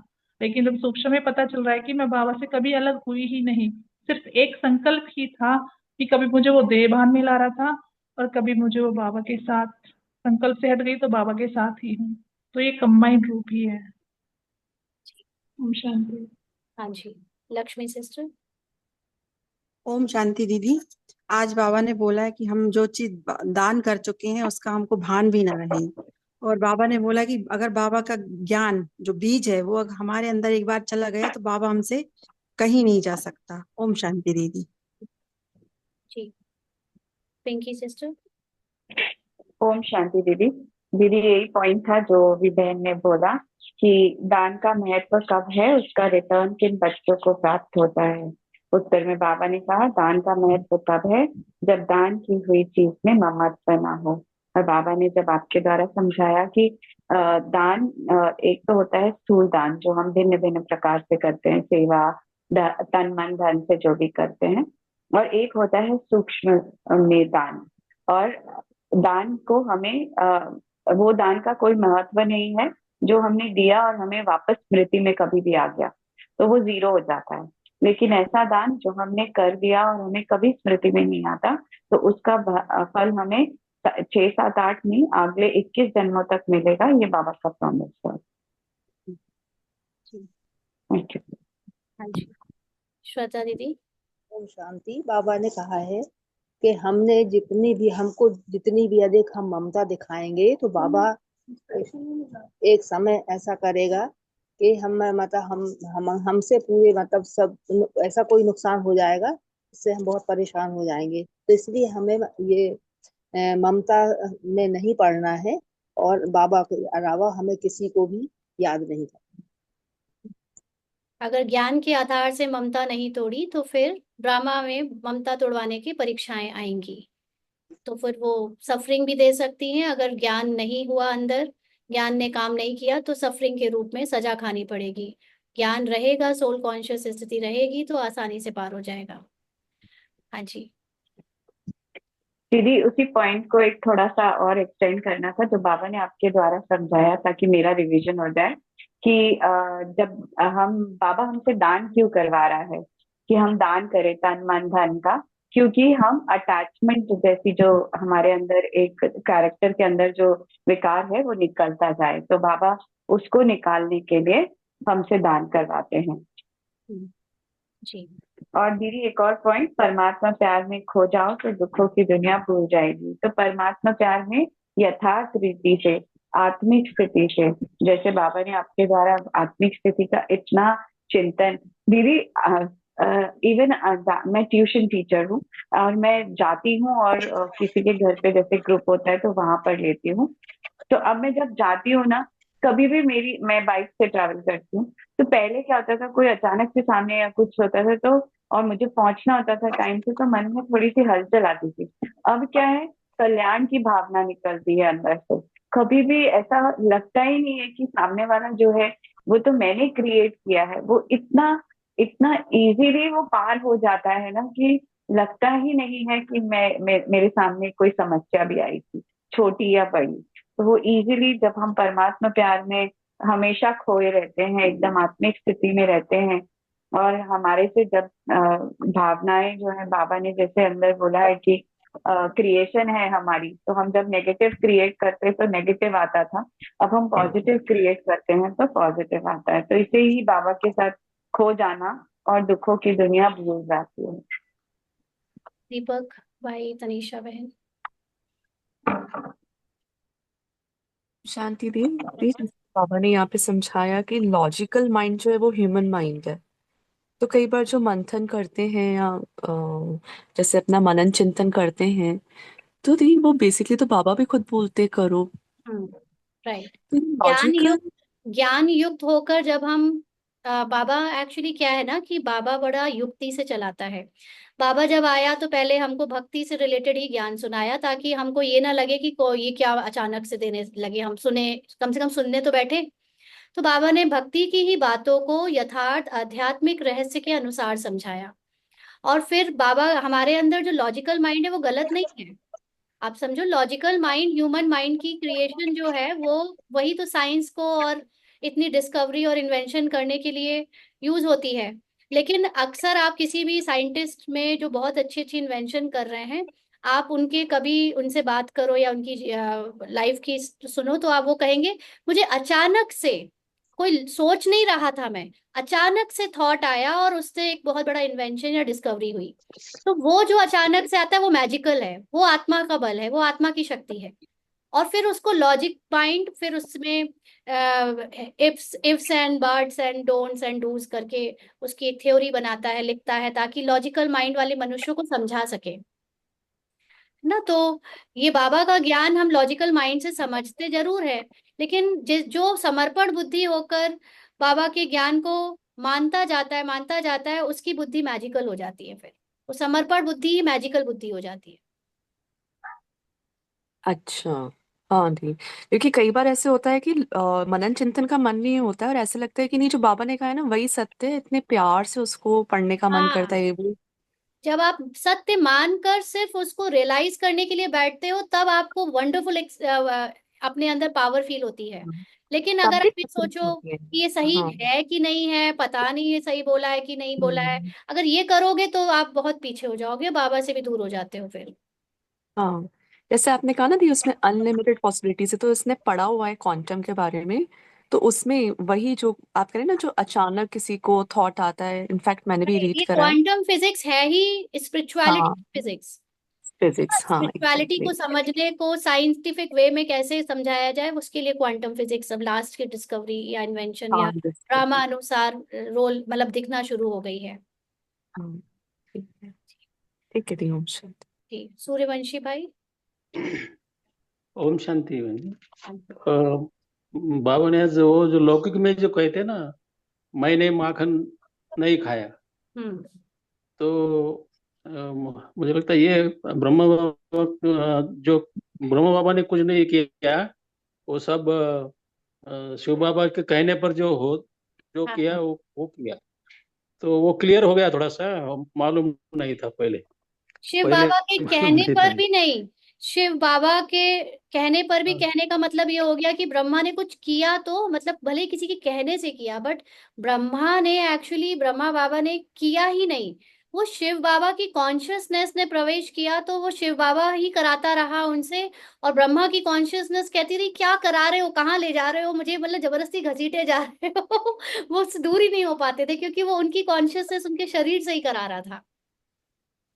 समझ रहे हो ये? क्योंकि हम हम्म। ऐसे इसलिए बोल सकते हैं क्योंकि कई बार हम एज अ रूपाली कॉन्शियस भी फील करते हैं कि ये बाबा की कॉन्शियसनेस इतना इससे कुछ कुछ कराती है, तो ये इसका रूपाली कॉन्शियसनेस डरती भी है, बोलती बाबा क्यों कराना है, आलस आ रहा है तो अब नहीं चाहिए मुझे। बट वो शिव बाबा कॉन्शियसनेस कराए जा रहा है, कराए जा रहा है, मतलब आपकी हाईएस्ट कॉन्शियसनेस जो बाबा जैसी है, वो आपके द्वारा कैरेक्टर में बड़े बड़ी चीजें कराती रहती है। और आप फिर कहते हो मैंने थोड़ी किया, मुझे क्यों कह रहे हो। तो ये हमारे अंदर हमेशा भान रहे कि एक्चुअली कैरेक्टर और सब कुछ अपने आप हो रहा है। ये साइंटिफिकली भी प्रूव्ड हो चुका है कि कोई भी एक्शन जो होता है वो थॉट से नहीं होता। वो एक्शन होने का थॉट बाद में आता है, एक्शन पहले हो जाता है। ये साइंटिफिकली प्रूव्ड हो चुका है। समझ रहे हो आप? हम लोग अभी कहते रहे कि पहले सोचते हैं फिर करते हैं, बट एक्चुअली करने वाला सोच आप कब आकर करवा के चला जाता है, और उसके आगे पीछे की सोच हम सोचते रहते हैं ये नहीं करना चाहिए था, वो करना चाहिए था। बट जो होना होता है वो हो ही जाता है। वो आपकी सोच में सोच कर नहीं आता। लेकिन अब जरूर जब आत्मा की सीट पर हम बैठ गए हैं, हमें पता चल चुका है कि अभी तक बिना सोचे सब कुछ हो रहा था, अब जरूर हम आत्मा की स्थिति में स्थित होते हैं। तो अब बेस्ट चीज होती है जिसको लोग कहेंगे कि आपने बहुत अच्छा सोचा, आपने बहुत अच्छा किया, बट हमने कुछ सोचा ही नहीं, अब तो हम सिर्फ आत्मा में स्थित रहे, अपने आप सब परफेक्शन से होता रहा। ये है रियलाइजेशन। हाँ जी, तनीषा हाँ। सिस्टर। हाँ। हाँ जी। हम्म। दी इसमें ये बात तो आपके समझ में आ गई कि सीधा एक्शन होता है, बट दी जैसे ये बाहर अपनी दुनिया है, जो आपने कहा अंदर थॉट्स एंड देन बाहर फिजिकल में, तो बाहर की दुनिया को वी कैन कॉल ना physical mind. Hmm. Physical physical mind mind. Creation है ना वो। हाँ। फिजिकल माइंड नहीं कहना क्या मतलब, वो माइंड की फिजिकल कुछ होता थोड़ी है। माइंड तो सूक्ष्म हम्म। चीज है। माइंड हम्म। क्रिएशन फिजिकल रूप में आपको ये दुनिया दिख रही है। हम्म। जिसे हमें समेटना है, अपने जो मन दिखाया जा रहा है उसको सत्व प्रधान देख देख के समेट रहे हैं। हाँ हाँ, उसको जी। हमारी वो भी ड्रामा अनुसार हमसे करवा ही रहा जी। है ना। हाँ जी। जी, और किसी को सुनाना है थॉट्स ये के? एक और चीज़ पूछनी थी कि जो आपने आपने अपना एक्सपीरियंस सुना है कि पुरुषार्थ भी तू ही करा, सत्युग तुझे रचना है, तो ये भी एक समर्पण है, यानी कि कई बार ऐसा लगता है कि नहीं खुद ही करना है, नहीं नहीं, इससे भी जितना आप समर्पण, मैं आपको बता रही हूँ ना, इसके अंदर अंडरस्टैंडिंग और जादुई परिवर्तन तब से ही आया जब समर्पण करना सीख गया। तू जान, तू कर, मुझे नहीं पता, अभी बाबा ने कुछ दिन पहले जैसे कहा कि तुम्हें क्या तो था वो संडे की मुरली में, अंतर्मुखी होकर पूरा कुछ तो था वो, उस दिन परीक्षाएं भी बहुत आई थी ऐसी ना। तो बेफिक्र जब आप रहते थे। पकड़ के बैठे रहते हो मुझे करना है, तो आपके ऊपर बोझ बहुत होता है। और जब छोड़ देते हो, तू तेरा पुरुषार्थ, मैं तो आत्मा पवित्र हूँ, अब तू ये जान, तो आपके अंदर इतने बढ़िया से पावर आ जाती है। आपके अंदर क्या मतलब ड्रामा अनुसार आ जाती है कि फिर वो सब कुछ अपने आप होता है और आप हल्के रहते हो, हम्म। है ना। जी। अहंकार खत्म होते ही यूनिवर्स या परमात्मा फिर अपना काम आपसे कराता है। जब तक हमारे अंदर अहंकार है, वो उसमें लिमिटेशन आ जाती है करने में। ठीक है, दूसरों को नहीं देखना है कौन क्या कर रहा है, बस खुद को देखना है, सबको देखना है, यही देखो, राइट। और किसी ने पूछा है दान और त्याग के बीच में क्या डिफरेंस है। त्याग और दान, देखिए दान को फिजिकल माइंड ने एक लेबल दिया हुआ है कि दान मतलब आप कोई फिजिकल चीज का दान कर रहे हो। फिर बाबा के ज्ञान ने हमको कहा कि तुम अपने संस्कारों का दान, संकल्पों का दान, सूक्ष्म मन का दान भी कर दो, है ना। बट त्याग का मतलब ये है कि मैं हूं ही नहीं, ये मेरा है ही, मतलब डिफरेंस है या नहीं मुझे नहीं पता। हम दोनों शब्दों को एक दूसरे के रिप्लेसमेंट में यूज करते रहते हैं। डिफरेंस क्या है वो आप मनन चिंतन खुद करो, क्या है क्या नहीं है। अभी मेरे पास इतना टाइम नहीं है कि हम उसके ऊपर चिंतन करके आपको सुनाएं, आप खुद चिंतन करो। बाकी दान और त्याग का लगभग सेम मीनिंग है। त्याग का मतलब आपने उससे उसमें ममता हटा दी, और दान का मतलब ये हो सकता है कि आपने कहने को तो कह दिया कि दे दिया, बट ममता रह सकती है ना। त्याग में ममता भी नहीं रहती है। ये आ गया अभी अभी जस्ट बाबा ने भेज दिया आपके लिए। चलिए, ठीक है, बाबा को अब याद करते हैं।